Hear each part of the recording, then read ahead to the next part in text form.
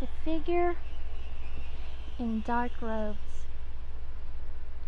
I was a freshman in high school in my hometown of La Crosse, Wisconsin.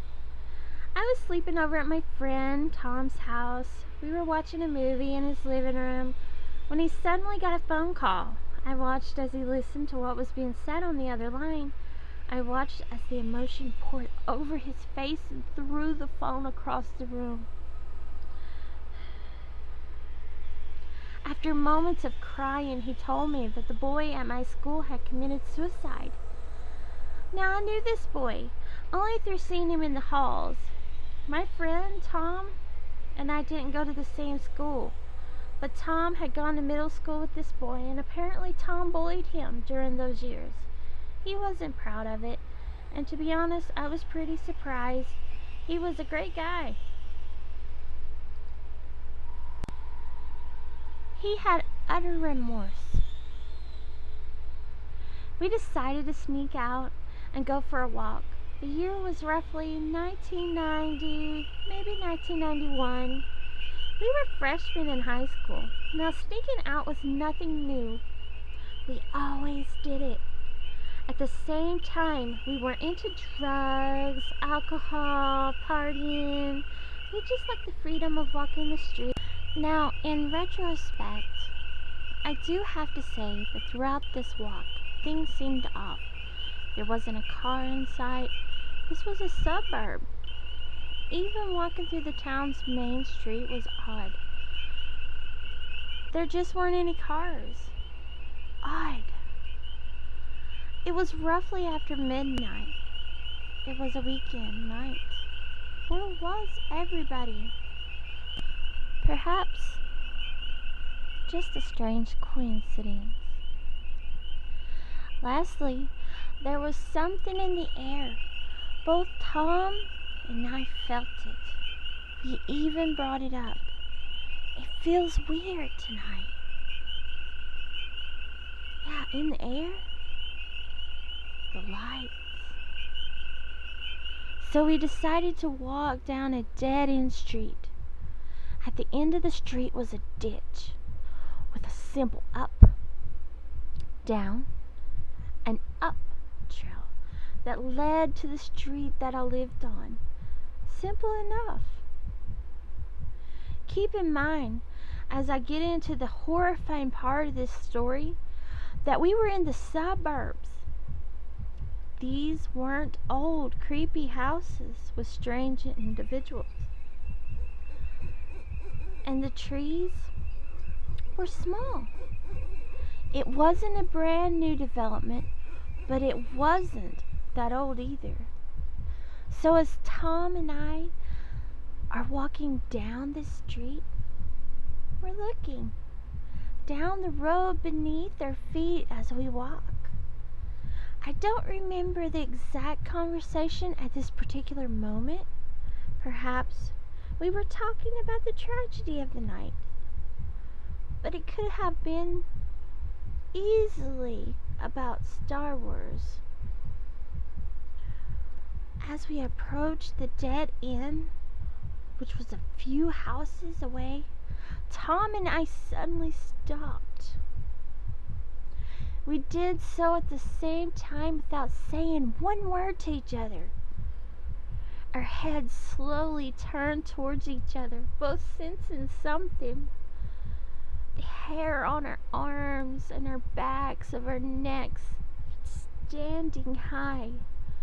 Then our gaze slowly moved slightly to the right. That's when I saw it. About 2 houses away in virtually a barren front yard of a suburban home. Beside some bushes was a dark figure. It was someone or something in dark robes. No face, no features at all, just a robe. Now this figure didn't acknowledge us, not yet. It instead walked and moved in a certain way. I can't articulate it correctly. As if it was walking in circles slowly, without really walking.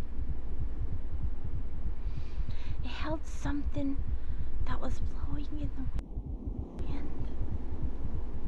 And yes, the wind picked up just a little bit as well. Another odd element was the light. Illuminated it somehow. There was a street light a few houses up, but it wasn't strong enough to illuminate this figure as it was. Tom and I were frozen. In fact, I'm almost frozen as I say this. It's been a while since I've thought about this night. So there we stood, frozen in fear, staring at this dark figure, moving yet doing so without moving. And it was holding something. Perhaps it was glowing in the wind. It was more of its robe. I'm not sure. We stared at this thing for I don't know how long, until it stopped. It suddenly looked at us, as if finally alarmed by our presence. That wasn't enough. It moved forward. We ran.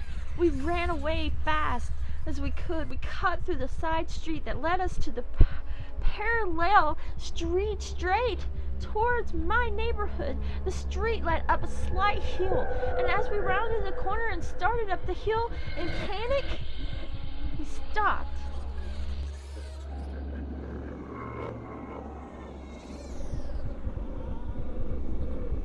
Because on top of that hill we saw another dark figure with its arms raised to the sky. We turned around and we ran in the direction of Tom's house, which was a distance of at least 5 miles, but we got there in a matter of minutes. We ran and ran. Time stood still. The next thing I remember, we were lying in the middle of the courtyard of some other neighborhood that we'd never been in, gasping for breath. We sat up in a haze, walking through a fog of sorts. But we felt a bit out of danger. We fell asleep in his house, and I woke up that morning and went home.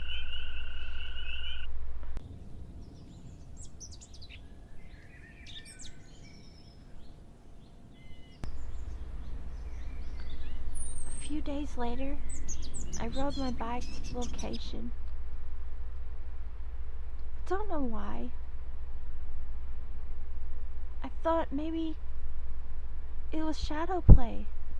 Perhaps there was a certain tree or a bush, or maybe for a cell sign or something that made it look like there was something there. Nothing. There was nothing. It was an open yard. Tom and I didn't speak of that night for a long time. Years later, when I brought it up, he replied, "Yeah, what the hell was that?" As if no time had passed. What was it? I have no idea. We hadn't taken any drugs. We hadn't been on anything. We didn't drink alcohol. We didn't do those things. I often wonder if it could have been a haunting, a specter, a ghost. Maybe it was an alien abduction or a sighting. We saw no craft, but there was that unexpected light.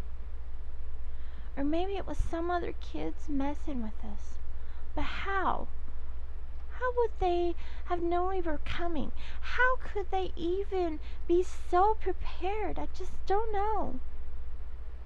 That was roughly 24 years ago. And yes, this is a true story. Sadly, my best friend Tom passed away suddenly a few months ago. I thought of this night during his funeral. I thought of returning to that site. I thought of the odd coincidence of unexpected surprise and death, just like my classmate that night. Is there a connection? Were we seeing some future fate for one of us, which sadly fell upon my best friend Tom? Was this some dual hallucination in my mind? No way. Is it coincidence that there was two? Was one coming for me?